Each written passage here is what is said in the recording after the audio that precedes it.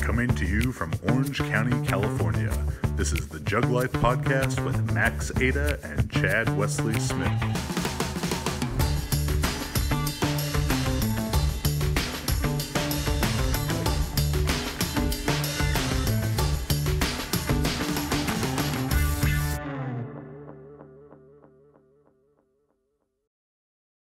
Hello, everybody. I'm Chad Wesley Smith, and this is another episode of the JuggLife podcast. Joined, as always, by mischievous Max Montana. The look on that man's face screams mischief. And our guest today, Dr. Andy Galpin, PhD in... I'd already forgot it. Oh, you were so close. It was a fancy one. Human biometrics. No. Close, though. Human bioenergetics. There you go, human bioenergetics. PhD in human bioenergetics, professor at Cal State Fullerton. Yep. All-around fancy guy. He's been on a lot of podcasts recently.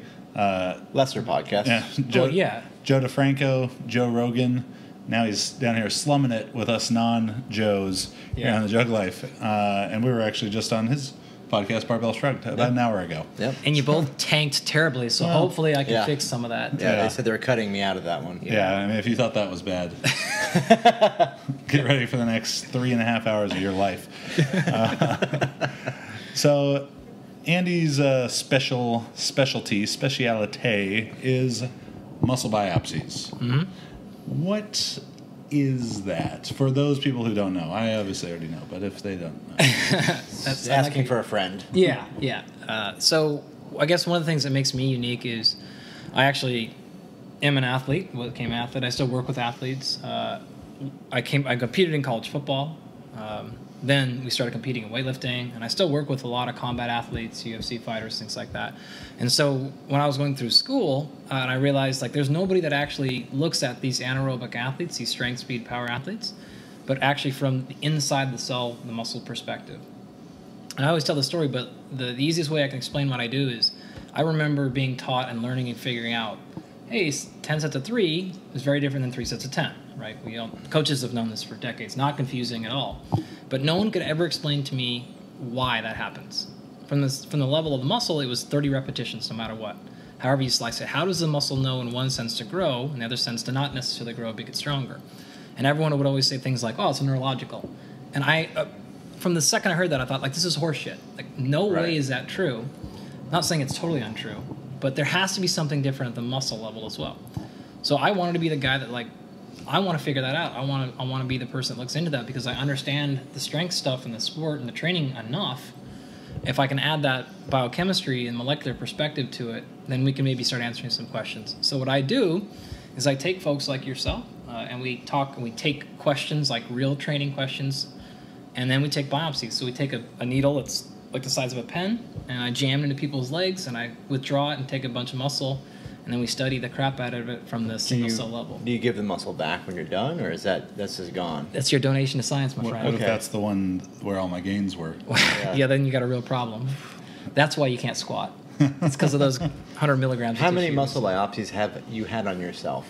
Probably 40. 40. I think the most I've had in one day is 8. Mostly on your shoulders, I can see. That's where the biopsies are you saying my shoulders are small? Is that what you're saying? I had one time we did a trial. We were looking at how much muscle glycogen is used during repeated interval cycling stuff. So this just sounds like it's going to be a very painful experiment. So I had a biopsy of my left thigh, my right thigh, my left soleus, my right soleus. I think we did 15 rounds of 30 on, 30 off. Each time with a muscle biopsy? No, just on the bike. And then when you finish that, it was another quad biopsy, another soleus biopsy, another soleus. How painful is that? Not very painful, really? Honestly. No, it's not. I would say it's actually... Pain's not the right word because there's not necessarily pain receptors in muscle. That deep? Or at all? Not really. There's pressure receptors. Pain is only mental weakness. Concept of the mind. Exactly. Oh, hasn't Quinn explained that to you? Right, yes, Quinn has explained that. Yeah. Yes. Yeah. I could hook you up with this guy named Quinn. He talks about breathing and stuff, and it's all neurological, your back pain. Yeah, he's a heavy breather, Right. It kind of feels like, honestly, you're taking your knuckle and it's kind of doing that, but it's over that fast. Oh, wow. So it doesn't linger around like a gunshot wound or anything. The second the needle's gone, it's gone. I've probably biopsied, hundreds of people at this point, and I've never heard anybody say that hurt. Oh. I've heard a lot of people say, that was weird. Oh, okay. And that's like the reaction that we usually get. We've done one, if it makes you feel any better, of the soleus. Had people run a marathon and then did another soleus as soon as they finish. Well, they probably didn't know what the hell's going on when they finish. Just, Well, yeah. Is there any danger of the muscle damage, like being damaged? Is there permanently, or- is there any danger? I guess in theory, but Like, has anyone ever torn a muscle after that, or? no. We did one. Actually, I had Mike and Doug were in this study. We did a biopsy. We did 8 sets of 3 at 85% of a clean pull, and in between each set we did a max isometric mid thigh pull, and then another biopsy, and then all that again, and then a third biopsy. So you can do them, keep training. We do them all the time. How big was the PR after that? Well, this is Doug Larson and Mike Bledsoe, Yeah. Barbell Barbell Shred Shred podcast, guys. name drop. The Max and I were just on. And, so Yeah, big he deal. sucked all the muscles out of them by the looks of it. That's why they're so weak and pathetic. If you haven't seen them, no, it's not really that big a deal. It sounds and looks a lot scarier than it actually is. So let's get to some of the information that is being derived from pulling all these muscles out of people. And I think some of the stuff that's maybe most pertinent to our audience, powerlifters, weightlifters, for the most part, as far as I know, listening to this, I haven't really. And fitness models. Oh yeah, There's a lot It's there. not like it's your job to know Yeah. to listen to your That- podcast, right? No. They listen with the sound off. Yeah, they watch. Video. They do now. Yeah, well, he was talking about male fitness models anyway. That's why I did it. Yeah. If you're thinking about keeping focused, I'm not the guy that's going to keep No. you on track, just so you know. Yeah, that's my job, I suppose. Is the idea of transitional fibers, Yeah. and if you compete in a sport that is of the 1 rep max, so it is a fast twitch dominant sport in kind of colloquial thinking, does sets of 10, does aerobic work cause a long-term detriment to that athlete, or is it going to be potentially beneficial? Well, you would have to put a lot of context into that. So I get this question a tremendous amount. My good friend Jimmy Bagley published a really cool study, or it's a review of the quote-unquote interference effect of endurance exercise on strength. And his data and their data actually show quite clearly it's not necessarily what we think it is. So it's not as bad, but it really depends on a spectrum. So for example, if you are a powerlifter and you're 6 weeks out and you're trying to break a world record, you probably don't need to be going for a jog. Like, that's probably not helping the system. But if you're in your second year of ever training and you're talking about long-term athletic development, well, these are entirely different questions. If you're 30 years old and been training for 12 years, Right. versus if you're 21 and this is your first year of training, you probably need more long-term development. And you can call that aerobic base if you want, and weightlifting and powerlifting, we call that GPP. It's really not that different. Right. I mean, the modality can be, but these are the better answers to those questions of what are we really doing depends on where you're at, where your training history is at, and what your weakness really is. So if you're so, we'll call it unfit, that you can't get through a traditional strength training session, that's a longer session, maybe with a lot of sets, short reps, but a lot of sets, that still has an aerobic component to be able to get through the entire workout. Right. If you don't have that requisite fitness, then maybe adding some baseline conditioning to you is going to improve you, and it may detriment your strength a little bit initially, but it's In the probably short going to term, allow yeah. you to train much longer, Right. more often. Right. Who would have thunk that context is important to things? It's very odd. And I'd imagine so much of the problem of adding that type of work in, let's say jogging, to continue with that example, wouldn't be from a transitional fiber standpoint. It would be of a fatigue management issue. It would be of joint health. If a man of advanced size such as myself was gonna jaunt about the neighborhood, that may be tough on the joints. Yeah. So we know from muscle fibers perspectives. So maybe we'll just back up to the initial one, because I still get this question a lot, and it blows my mind, of whether or not you can actually change your fiber type. And so we can just answer that right now for you at home. Cut to commercial break. Insert sponsor plug. Just kidding. Pause for dramatic. Absolutely. Not only can you change fiber type, but you can change in both directions. So you can change your fast twitch to slow twitch, and your slow twitch can go to fast twitch. And it actually happens extremely quickly. So we have data that suggests it happens in as little as like 14 days. What These if are I under- was like, what if I needed to change in like a week? I also need to lose about 15 pounds. So is that, is that possible? Yeah, totally. Well, so here's the thing, actually, because it's not. This is maybe answer the question even better. Yeah, it actually is possible. What determines any physiological adaptation is not days; it's exposure, right? I mean, this is basic training stuff. Why did Bulgarian stuff work for strength? Because you gave yourself more exposure. Right. But what's the compromise, the limitation to that? Well, if you give yourself too much exposure, now we get injured. Right. So it's no different with fiber type. It's no different with any physiological component. Almost anything can change except for your inherited genome. But anything else can do it given enough exposure. And exposure either means acute time or repetition. So you can change your fiber type in 7 days theoretically, but what would you have to do? Something of extreme exposure. Right. For example, go to space for 7 days, you'll change your fiber type. Well, simple as that. Get Elon Musk on the phone. All right. Right? The other end of the spectrum Call would the be like Musk line. Musk line. if you took It's somebody a who's different not program. training and put them through just a Bulgarian training system, and then you added in a cross-country workout in the same day, Right. you would probably see a dramatic fiber type change in 7 days, but that's not sustainable. It's not going to work. You're going to break all these things. So it's not the physiological limitation that gets you. It's your ability to sustain training exposure. If you have exposure, and that correct me, please, but if the exposure is to a different stressor, right? So if you're doing, let's say you're doing this, whatever, 100% intensity for 6 months now, every single workout, which is extreme. If the actual stress changes, right, like going to space, atrophy, if you reduce the amount of volume you're doing, just completely reduce training, that reduction of fatigue, all of those factors can create that situation where you would have Totally. a change in fiber type. So we have seen, so I'll give you a good taper example. Right. We did a really cool project 7 or 8 years ago with a cross-country team.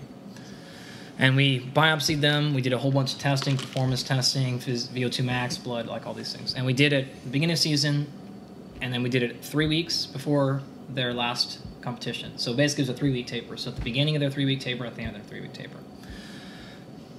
Training volume went down 50% over the course of those 3 weeks, which is, in the aerobic world, that's like a textbook taper. Right. We don't necessarily get that much in weightlifting, powerlifting, but it just depends on the athlete. Sometimes you do, sometimes you don't. But that's a pretty standard number. So 21-day taper, 50% reduction in volume, with virtually no reduction in intensity. Right. This is, again, something Standard. novel to the endurance training world. Right. We were like, welcome to weightlifting. Right. But what was interesting is their VO2 max did not change over the 3 weeks. Right. Fitness is extremely stable. Physiology in those senses are stable. Skill is not as stable. Skill is something you got to keep up all the time, which is why you would never go the last 3 weeks before a competition and not take your reps. Right. Yeah, and we've talked a lot about that in a concept we call SRA, Stimulus Recovery Adaptation, and these different length SRA curves, technique being a very short one. Yes. Example, I usually give in seminars with that is like, we'll take powerlifting on one side of the spectrum, extremely high force and great physical and neurological load, versus maybe a golf swing. Sure. Extremely technical, very low. Extreme skill. Yeah, but no, PGA golfer is like, oh yeah, I play, Tuesdays and Fridays with my buddies. Yeah. It's 18 in the morning, 18 in the afternoon. It's 1,000 swings a day. Yeah. Because you become, rusty so fast. Absolutely. A squat or deadlift, much lower on the skill spectrum. You're not going to get rusty that fast. You could do them, once a week, twice a week, right? And still can manipulate that for greater improvement. So in this example, add a third criteria over here, which would be, call it muscle size, call it cardiovascular fitness, and that would be even further down if on the right-hand side was golf, and in the middle was powerlifting. On the left-hand side would be the true physiology, which is even more stable, right, than those, because strength still is skill relative to VO2 max, relative to heart rate. Not as much of a skill as the golf swing, but there is still some skill component to it. So a powerlifter, a weightlifter, a few days out, you're still going to take some reps, where a cross-country runner doesn't really need the repetitions. Right. Cardiovascular especially, it's not going to matter. So VO2 max. Forget how to jog. Right. And their heart's not going to forget how to jog. pump. Right. Biopsy-wise, here's what gets really interesting. The oxidative or aerobic metabolism, the enzymes that make them produce aerobic energy, also didn't change over the course of the 3 weeks. This is what endurance athletes are terrified. I'm going to lose my fitness, right? I'm going to lose my fitness. But what happened from the muscles perspective, you've got slow twitch and fast twitch fibers, and there's much more than that. But just for this conversation, we'll keep it right there. The slow twitch fibers virtually didn't change, but the fast twitch fibers, during their 3 weeks of taper, increased size by like 25%. So they saw massive hypertrophy in the 2A fibers after 3 weeks of just not running as much. So right there, you've proved that running kills your gains. That's what I'm saying. Yeah. That's the takeaway, kids. There you go. Post that. That's your Instagram clip. We don't know if it actually was inducing hypertrophy or what happened. Probably, my thought is all the training was compromising, and then when you backed off, it just came back to normal. Makes sense. So that actually is the real answer to the beginning question is, like, yeah, you can really change those things really, really, really fast, and something as little as changing volume can absolutely do it, depending on if you're really beat up. So I would imagine, we've never done this, but if you went through like a serious 8 or 10 week training phase that had a lot of volume in it, and then you backed off, I guarantee you 3-4 weeks later, your fibers are different. Yeah. Fiber type, fiber size, something about it. They've probably adapted and changed. Especially if you add in, I was cutting weight and calories. And now I'm eating again. I've brought carbs back in. Then you're going to see. We've seen carbohydrate. So high-fat, high-sugar diets alter fiber type. Really? Absolutely. And that's been shown pretty So well. if I do no lifting and I eat high-fat, high-sugar Snickers bars, let's say. Yeah. You actually counteract yourself because the high-fat, high-sugar is going to kick you more towards fast twitch. Okay. But the lack of training will kick you in the other direction. Tell me... He's peaked. He's very... Yeah. I just want the recipe for how do I get jacked on Snickers bars and sitting on the couch. Well, you're going to have to talk to the Bulgarians and the pharmacists out there, because that will help. Yeah, I think a lot of good takeaways from that, particularly as it relates to something that we're, very fond of promoting, is this idea of phasic structure to training and having times that are dedicated to higher rep phases versus the peaking phases, and not, sort of this boogeyman of if I do a bunch of 8s and 10s, I'm going to be forever. Yeah. And the argument against the Max Montana squatting life of 13 years of max singles only. Yeah. And the hypertrophy that it created is you can't see below the table. Yeah. Well, this is we can even add some more muscle physiology to that as well, in terms of we have some initial data that we're still working out that the fiber type specific response is very much dependent upon the rep range.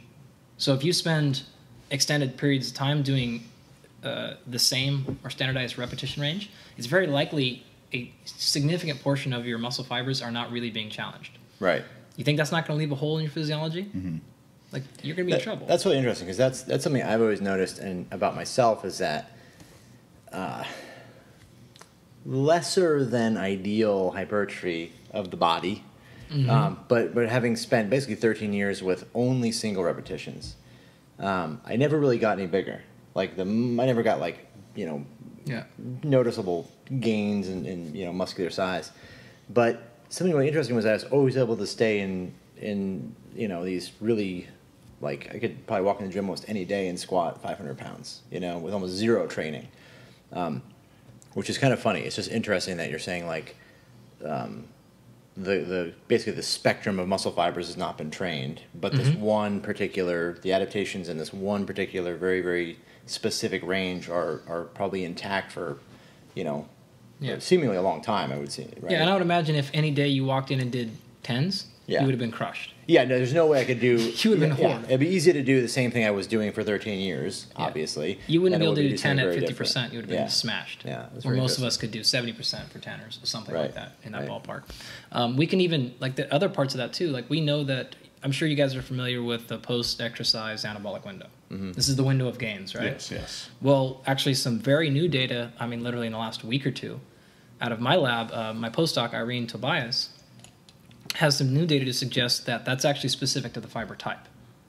So the fast twitch fibers have a far different anabolic range post-exercise than the slow twitch fibers do. And so here's where we can actually enter in potentially to some athlete-specific prescriptions, where we realize, okay, Chad, you're much more fast twitch. It's more important for you to get your food in within 30 minutes, but you are actually a little more slow twitch max or whatever. So you have a larger range. You got the lame, Okay, you got the debatable. lame one. Debatable. Okay. It'd probably be the opposite. I mean, it's preliminary. Probably the opposite, yeah. But that out. this is what we would eventually get to with some of the science stuff is actually improving individualized training prescription. Right. Of one of many things. So let's shift gears here. Great information there about fiber type and how it's going to relate to training. So we have a book, Oh, yeah. Unplugged, by Brian McKenzie, Dr. Andy Galpin, and Phil Wild. Phil White. Phil White, sorry. Dr. Andy Galpin, that's you. Hey, So what is this book about? so the subtitle is Evolve from Technology to Upgrade Your Fitness, Performance, and Consciousness. So if any of you at home know Brian McKenzie's work, his last book was a New York Times bestseller called Unbreakable Runner. He was the one who started CrossFit Endurance and like a movement guy, really just a pure movement guy. And so the way that the book came about was he just got really, really, really tired of the athletes he was dealing with and the things that they were saying to him that their heart rate monitors were telling them or their HRVs were telling them, and they weren't paying attention to how they actually felt. And he came to me about this was his idea for the book, and I was experiencing similar things with the athletes that I work with. And we were like, you know what? I'm tired of people outsourcing their own physiology and their own coaching to these technologies that they think are smart. Because I work as a scientist on the back end a lot with some of these technology companies. So these wearable technologies, a bunch of them, they come to me and I work with it. And you all would be so shocked at how inaccurate that these things are. Right. Even the big ones, the billion-dollar companies, I mean, if you look at the scientific data, they're not accurate a lot of times. And if they are, they might have reliability, but they're not valid. And they sure as shit don't understand context. They don't understand what's actually going on with the athlete's body, why they're making these choices. It's just giving you these very crude numbers. And so we wrote the book not to be anti-technology, because that doesn't work, but to more say, like, here are the common mistakes with technology. Here's how to avoid them. Here's how to use it. And here's how to not get fooled by it and not ruin your personal training development or your coaching. And we have this article, obviously not near as in depth as the book, but by Dr. Mike and Dr. James, called "Fatigue Indicators and How to Use Them," and I'll try and remember to link that down the info. I think Sure. And it deals with similar type of stuff, and HRV was one that I used myself for a while, and they talk about HRV monitors being a lagging indicator. Oh my gosh, yeah. So it's kind of behind the curve, and definitely not a good situation for each individual to use, but possibly a potentially good tool for a coach to see like a team-wide trend. Absolutely. But looking at it, or working with a new athlete that you haven't had a lot of exposure with, things like that. So being able to take the data and look at it, and find the trend, so the next time that type of training comes around, they can better predict what's going to go on with it. And I'm looking forward to reading this book. It's got a lot of pictures, so it'll be easy to read. Fantastic. That's what and color too. Yeah, I was going to have Max read it to me. At night, me bedtime stories. Yes, yeah, perfect. But, Standard. Because they're in the last 3 years, 5 years, whatever it is, this huge prevalence of omega waves and HRVs and all this stuff, and what is definitely seemingly an over reliance upon that by the professional coaching community. College strength coaches, NFL, NBA strength coaches, where I don't have money for an omega wave, so I don't have to worry about the data it's giving me overwhelming what I'm seeing with my own eyes. But it is certainly true that the athlete coach relationship and the coach's artistry of that and intuition, I think it's such a more powerful tool for those micro adjustments to training. So one of the subliminal messages in the book, and I'm sort of giving you some teaser right now because this is something we didn't put in there on the front cover or in the book on purpose. This is something that we wanted to see people would get between the lines. But since you guys are so good, I'm going to go ahead and slide it to you right now. But we wrote the book, of course, because of the problems right now. But really, honestly, it's a projection in the future saying, if you think it's bad now, wait for 5 years. Wait for 20 years. It's going to be impossible to do what we do now, how we coach now, in 20 years. because of data overload, because everything. We're going to have, I mean, we already have these technologies available that can tell us your blood glucose levels with your phone. We're going to have sweat rate monitors, all this stuff that's inherent and built into us. I don't need one of those. High. A lot. Right? Mostly. Redline. He's redlining on the sweat monitor. Everyone. Right. So here's, I mean, imagine this scenario. You're a young coach right now, and you're like, oh my gosh, if I want to get this job at Florida State, if I want to get this Division I job, I got to know how to use HRV and GPS tracking, et cetera, right? And you build up this entire skill set to use all these technologies, but guess what? All that shit's going to be gone in a few years. Because just like the iPod, when that first came out, and then 1,000 other little things came out, and then all of a sudden they realized, you know what? Actually, we don't need that anymore because we'll just build it into your phone. The same thing's going to happen with all this stuff. What you're learning now is going to be completely null and void a year or two, 10. I don't know when it's going to be, but all this shit's going to go away, and everyone's going to be like, you know what? Actually, we're just going to combine all this stuff into one app on your phone. It's going to give you a score, train or not. And so you're going to waste a bunch of time learning a bunch of shit that's irrelevant. And look what you did to your own coaching skill. You outsourced it, and now you don't have any. And that's going to be a real problem. And so one of the things that I project going forward, not a futurist, but I'm going to make this anyways, one of the things that's going to be extremely valuable in 10 or 15 or 20 years are things like coaching. Because everyone's going to have an app on their phone that's going to be able to have an algorithm with artificial intelligence that tells them exactly what to do. But people, because of that, people will crave the human interaction. Terminator method coined it. That's a TMCWS. There you go. Yeah, just get that. Right? And so now if you developed a skill set to actually watch somebody and go, yeah, we're done today. And they're going to look at their app and go, and you're going to, I don't care what the app says, we're done today. And they're going to pay for that, and that's going to be so much more valuable and so much more effective. I can tell people to stop all day long for payment. It's not a problem. So are you saying that in the future, like Alico barbells will just have the training program built into them? So you'll grab the bar and it'll tell you what to do? Maybe even make it you do it properly? Sort of. Well, they're certainly going to have the velocity transducers. They're going to have position stuff, and it's going to transmit it immediately to your phone and go, all right, you swung on that one. Here's something that I think is interesting. I think that's like the laser cleans. Laser cleans, definitely. That's TM also. Called The Future of Weightlifting. Uh-oh. In which we discuss at length laser cleans and hologram snatches. Oh, there you go. But it's definitely happening. And like failed drug tests and the weightlifting getting dropped from the Olympics was the main thing. Yeah. Yeah. That's probably more likely than the first two. But this definitely sounds like he's into the laser. He's on the laser clean. Laser cleans are a thing. They're going to happen. So I'll give you a really tangible example. We talk about something as simple as the technology as the mirror, right? So have you ever snatched in front of a mirror, like looking at the mirror? Is there any other way? Yeah, right? It's terrible, right? That's how you see like, your muscles. Well, it depends what you're looking at. It depends who you are, right? It's going to be awful. You're going to be terrible, it's weird. Right? You cannot develop, right? But that doesn't mean you don't use the technology at all. Well, we just have to exchange the same thing. So any other of these training technologies, whether it's coaching eye, dartfish, whatever else, right? There are some good things that a mirror can do, and there's some bad things that they can do.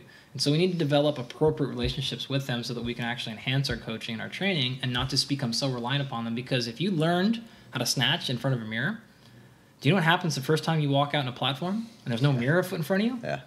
Like you're dead. I almost fell off the stage in Columbus, in Birmingham at the American Open like 10 years ago. Right. Because I walked out and I was like, oh, what the hell is this? And we're elevated. Where am I? Why can't I see myself? You know, something that's, and I don't know if it touches on here, but the first time I really heard someone talk about GPS technology and Omega Wave and all that stuff would have been 2011 and our mutual friend James Smith. For sure. And James Smith was telling me about Eric Quorum, who at the time was at Florida State and sort of on the leading edge of a lot of this stuff, where a lot of James's ideas towards monitoring technology and the way to use GPS was in, very special strength exercises, things that cannot be measured by, pounds on a barbell, or they can't be loaded that way. And for that kind of thing, I think it's a more creative application of it. It's something that, the app by itself is not going to just tell you, like, I'm trying to think of some of the really good. He was talking about measuring the velocity of medicine ball throws and all kind of different stuff like that. That type of technology I don't think has been explored enough in it. That it's almost too just looking at the athlete feedback, but not so much of this more intensive monitoring of some of the exercises. Yeah, and so again, the book is not an anti-technology book. We argue it's actually a pro-technology book. It's just we need to remember at all times when we're using them that we're not succumbing to data overload. Because if you collect 1 million data points and you run enough analyses, you'll find something. But is that actually the question that you should have asked? Maybe or maybe not. So the other thing to consider is when you take Florida State, for an example, or any of those other ones, they probably have several, 2 to 3 sport scientists at all times on monitors at practice with those GPSs. If you don't have that, and you're just the one guy collecting, downloading the data, done for. Yeah. You're going to misinterpret. You're going to like it's going to be all over the place. Yeah, having the data and knowing what to do with it are two extremely different things. We had Tim Ferriss wrote a section for the book for us, and one of the things he talked about was, he has access to any data he wants on himself because he's got the funds and all the other things to do. And so we asked him, like, well, what ones do you use? And he's like, I only use technology to get data when I have a very specific question. So your example sounds to me like an appropriate use where it says, I think this is going on. I can't tell. We got to figure something out here. Let's look for this. Okay, now implement the technology. But when we don't have that question, we just don't collect data for the sake of data collection because it's unuseful and, in fact, actually can be quite harmful for a lot of reasons. It could change our training. The other issue with those things, GPS or even specifically HRV, is the lack of understanding that you can change that. So you wake up and your HRV is in the tank. Okay, I get it. Well, why can't you go take a cold shower and change that? Well, you can, actually. Why can't you do some breathing drills and change that? You can, actually. GPS doesn't, or the HRV doesn't know that. And so if you're just waking up and being like, well, HRV's in the tank, guess I'm off today, like, you're not going to get very far. Right. Well, and you could be using HRV, but also like taking a lot of tren, and so your heart rate's really high. HRV doesn't know that you're obviously ready. Right. Right. Clearly you're ready. It just knows, wow, this guy's heart's about to explode. Well, we were actually, when we were talking about earlier, Max, asking the basic questions of things like, well, it doesn't understand which training block you're in. Right. So, for example, if you're, I'm not picking HRV, we just happen to be on it right now, so I'm going. But you might wake up and the HRV says you're in the tank. Right, and we'll just make up a score. Say you have a score of 0 to 10, 10 being like absolute red, horrible, 1 being go. And you're at a 7 or something. Well, if you're in a training block that's trying to induce adaptation, if you wake up at a 7, tough shit. Like, go. It's just there. But if you're in a peaking phase, maybe that 7 now means, hey, throttle back. It doesn't understand that context, though, so you as a coach still have to be thinking through what the hell you're doing. I think it seems like there becomes a problem where people are trying to steer the ship too much during the process. So instead of saying, let's keep track of all these variables during this training program and not use them during the program, but afterward analyze them and say, okay, here's what happened, run the same program again, analyze variables again, and see if we get predictable results, right? Because you're just using variables and like, oh, my heart rate's tanked or whatever, like changing things all the time we know that doesn't equal a successful program. No. Not executing the plan for a long term, right? So I think that's kind of interesting that people get stuck in that, like you're saying, right? They probably get stuck in this idea of like, I got to do, the computer says this, I got to do that, right? No. And a real common problem or mistake I see people making with it too is they're always trying to be recovered and they're neglecting the idea that if we were to say, green, go ahead and train hard. Yellow, you're kind of beat up. Red, you're very fatigued. Red plays in very. If you never go to red, you're not doing the hardest training that you could be still making positive adaptations from. So we have a chapter in there called, or a little mini section in there called adapting or optimizing. Right. It's one or the other. Right. When you get to red, the more red you get, the more adaptation you get. Of course, the fine line there, though, is if we do too much, you break. But stress overload, call it whatever you want, this is when adaptation occurs. So if you don't do enough of that, you don't get enough adaptation, right? It's like the joke we said earlier, like, I'm not unfit, I'm just on a 5-year taper. It's like, great, I'm super recovered, I am fresh as shit. But I'm not adapted. The other end of the spectrum is the optimization. So if you're optimizing, if you're waking up in the morning and you're sleeping 12 hours a night and you're fully hydrated and you're at a massive caloric surplus and you take your BCAAs and you took a nootropic and you got your MCT oils in your coffee going and you are just optimized to shit, you're going to have a great day. But we're not going to adapt that day. Right. Now, can we put ourselves on the other end of the spectrum? Can you still have a good training session when you are a little bit malnourished, underslept, these things, right? That's going to cause adaptation. And we have to understand, what are we doing? What's the purpose of today's workout, this week, this month, this block, this mesocycle, whatever I'm in? That is what determines, do we optimize or do we push adaptation? So maybe I have a training session where I train underfed. And I know I'm going to have a great session, but I'm trying to enhance a metabolic process. Right. Or I'm not. Or I'm going to optimize and I'm going to have a great session today because I'm going to look for a big number. I'm going to sleep a little bit extra. I'm going to make sure I'm hydrated. I'll take my pre-workout, whatever it is. I think it's interesting because that's one area I see as a very common trend from knowing really good coaches and seeing the application of the training process to an individual versus the sort of like communal understanding of how training works, where it's, train, recover, don't overtrain, don't do this. The coaches are always on the side of, I'd rather do too much. I'd rather push too hard. It's better to be on that side because, for one, it's probably the nature of coaching and sport to be competitive, to push. Right. It just seems like that side's always going to be, from the practical application of it's always going to be more to the side of, let's do too much. Like, I have to make sure we did enough. So you're probably going to overdo things and be a little on that side. Whereas the clinical side, we could say, or that side is going to be a little more of like a, you don't have to do this much, or this is the exact amount. Right. Minimum effective dose versus maximal performance are two different things. Yeah. And it's almost always kind of fuzzy to that side where it's still, you have excellent performance, right? Like, yeah. I think the minimum effective dose, and Dr. Mike's talked about this a bunch, is this idea of minimum effective dose versus maximum recoverable volume. Right. Yeah, right. Totally. Well, the minimum effective dose for what? To improve as fast as possible? Yeah, exactly. Then I guess they're moving towards each other. Yeah, again, these are all questions of stepping back from the program and saying, well, what's the goal? Right. And once you identify that, then these questions are a little bit more obvious, right? So I'm not trying to do the minimum possible to get better. I will do that extra 80% for that extra 20% gain. Because I want that 20% is podium or not even qualified for the tournament. Yeah. Right. Like this is the major difference. And if the book really, it's fitness and performance stuff, and the last section is consciousness. And it really takes more of like a metaphysical approach and steps back and says like, well, how can we extend this to other areas of our life, which say relationships, getting out in nature, having the same approach with everything we do, and saying like, well, how often in my life do I choose challenging, and how often do I choose suffering, versus am I optimizing my life all the time? You guys talk about compassionate touching.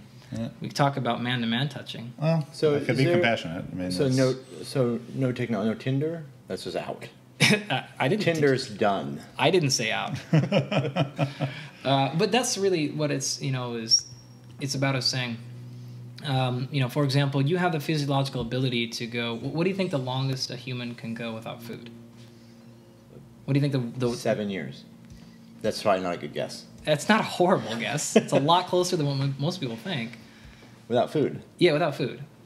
Are you one of those people that like doesn't eat food? Like I've seen those stories on Facebook where it's like, man doesn't eat food. No. Couple discovers. Did you see the burrito I ate today? What is the actual answer? So we don't know, but the scientifically documented is about 400 days. 400 days? It's got about 400 days. That's cut 4 on the RP diet template, in case you're not sure. Cut 400. Yeah. So 400 days without food? Yeah. Now that guy was, I think, about 400 pounds, and he lost a couple of 100 pounds. Well, that's not, okay, he's clearly. But take the rest of us. Fair. So if we can physiologically, in his case, go 400 days, I'm pretty sure all of us could go 24 hours. Right? Hashtag powerlifting excuses comes into play there. Right? So we have this ability to do things physiologically, but we're so worried about optimizing. We're willing to chill to accept suffering in training, because actually we like that kind of suffering. We like getting tired of the barbell. We like it heavy, right? But that's not really suffering then, is it? Mm-hmm. But, I fucking hate being hungry. Well, then maybe choose that occasionally. I hate being cold. Choose that. Or I hate whatever happens to be. Like people walking in front of you and stuff. Oh, it's the worst, right? Right? Just the worst. So all kinds of things like that. Interesting. Where can they find the book and where can they learn more? You have to buy it from this address right here. Show up in the house. They're all on the kitchen table. I'll give it out on my Instagram, the address to this place. I want to do that. No, I mean, it's up on Amazon. That's the best place to get it. Athlete Unplugged. Juggernaut.com, all that stuff, but Amazon, that's the best way. It's up everywhere. And where can they learn more about you or connect with you? So a couple of places. My social media is Dr. Andy Galpin, so Dr. Andy Galpin, Instagram, Twitter, all that stuff. And then I have a little, I guess we'll call it a podcast. Kenny Kane, the guy that was here yesterday. Yes. So he and I have a little offshoot. It's only 9 episodes, so it's not like an online running one. And it's kind of like a combination of like a history / radio lab, but for strength conditioning and muscle stuff. So we'll film like 40 or 50 hours and condense it to like 40 minutes. So it's just 9 episodes. It was short running. And we trace the history of powerlifting and weightlifting in America and how that evolved from bodybuilding. And Oh, cool. So strength history. yeah, strength history stuff. That's surprisingly the second time that the study of strength history has come up on this podcast. Really? Are you familiar with Mr. Ben Pollock? No. Strength historian. He's very strong. Oh, really? He's a Well, U.S. Open champion powerlifter. Oh, really? How all time. old? He's 28, maybe. 28, yeah. He goes. He's getting his PhD at University of Texas. Okay, so the Todds, Jan and Todd, Yeah, that's yeah. what we. Yeah. Their stuff is what we use for our episode. Well, I figured there's only like 5 other people that do it, so I was it had to be just them. I was just with Terry a few weeks ago in Vegas. Like that stuff is fantastic. So tell him Yeah. to check out our episode. He'll I love will. Have it. you read a book called Muscletown, USA? Okay. You ever seen that? No. It's a really good book. It's all about like Bob Hoffman. Yeah. York We Barbell. trace the whole story of all that. It's a really good book. Yeah. Not all of our episodes are history. Some of them are like nutrition. Some just do different things. It's Oh. our way to kind of have like, I guess more. I don't know how to call it. Just different. Like we write the stories. We spend a lot of time writing, and they're built and they're crafted. So like little documentaries. Oh, very cool. Yeah, So check it what's out. that called? That's again? called The Body of Knowledge. The Body of Knowledge. So that's been up, and we're actually about to start on Sunday. We start filming season 2. Nice. So the first season was about change, and the second season is focused on Sherpas, so the people that help you up the mountain, down the mountain, and then also tell you like today's not a good day to climb. So Very it's cool. kind of we take a Nice. bunch of different spins, and that's on you can find that just bodyknowledge.com and iTunes, Stitcher, all that stuff. Very cool. And then my last one is my website, and this is one I want to make sure I get out. This is called andygalpin.com, and so I take creative. I take all of my university lectures and all of my conference lectures and put them all up there for free. No the university newsletters, like no that? like. Remember, I don't give a shit what Is there a they're like. pay webcam at all, or Oh, I got Payway. That's a different website. Okay. That's just Yeah. DrDannyGalpin.org? /manlove. Yeah, so that's all up there, and there's some up there now, but I'm going to continue to build that a lot right now and just throw as much. Nice. Basically, my goal is to put all the information somebody would need to get an undergraduate degree in strength conditioning, and get it all up there for free. very cool. Nice. Montana. You can find me on Instagram, Max_Ada, Facebook. You can email me for questions about the Juggernaut online programming or online coaching at max@jtsstrength.com. And I'm Chad Wesley Smith at Chad Wesley Smith and at Juggernaut Training on Facebook and Instagram. Filling up your newsfeed all day. Make sure you visit juggernautcoaching.com for our online coaching services. Head over to the store and find all the places that Max and I will be next, teaching you how to lift things more better. Sometimes just up a little bit, sometimes above your head better. We have all kinds of clinics for that. And if you enjoy the videos, subscribe to the YouTube, head over to iTunes, give us a 5-star review, write us a funny review. We always enjoy those. And until the next time, Andy, thank you very much. My pleasure, man. Thank you. Max, thanks. You too. Thank you. Yeah, I'm not going to shake his hand. Yeah, it's okay. I don't want to change your muscle fiber types too much.